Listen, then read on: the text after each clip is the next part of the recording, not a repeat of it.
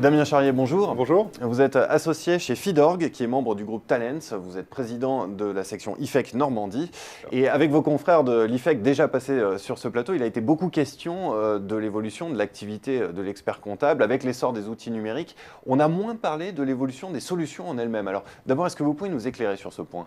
Oui, tout à fait. Alors on a des partenaires historiques dans la profession, des éditeurs qui construisent des solutions à destination en fait, des experts comptables. Aujourd'hui, on voit bien qu'il y a une tendance, notamment chez des nouveaux éditeurs, à construire des produits qui court-circuitent en fait la profession et en réalité notre métier devient un sous-produit. Hein, donc on est dans des approches de désintermédiation, d'ubérisation.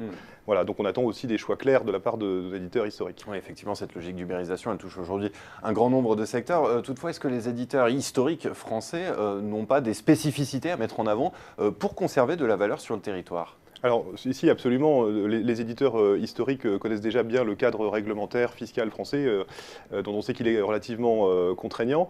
Donc ça, c'est une vraie force. Et puis, bon, le deuxième, je pense qu'il faut dire à ces éditeurs qu'aujourd'hui, on attend des solutions qui soient ouvertes et collaboratives. Hein, c'est ce qu'attendent les confrères. Donc on parlait déjà en 2002 de DataWad, hein, Anytime, Anywhere, Any Device. Je pense que c'est vraiment ce qu'on attend aujourd'hui, des solutions ouvertes sur tout type de plateforme. Et on sait qu'il y a encore du progrès à faire dans ce domaine-là. Oui, ce qui semble acquis, c'est quand même cette montée en puissance du logiciel, de l'informatique dans l'activité de l'expert comptable. Est-ce que cela veut dire que les compétences numériques vont devenir ou sont déjà indispensables dans l'activité ? Alors, je pense qu'elles le sont effectivement déjà.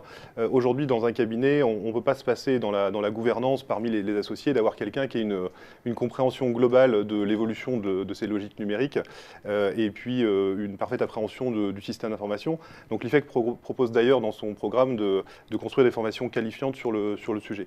Le deuxième volet qu'il faut aborder aussi, c'est le management opérationnel qui aujourd'hui fait face à, je dirais, plusieurs générations au sein des cabinets. Donc on a les plus anciennes générations hein, sur lesquelles repose tout le socle technique et l'expertise.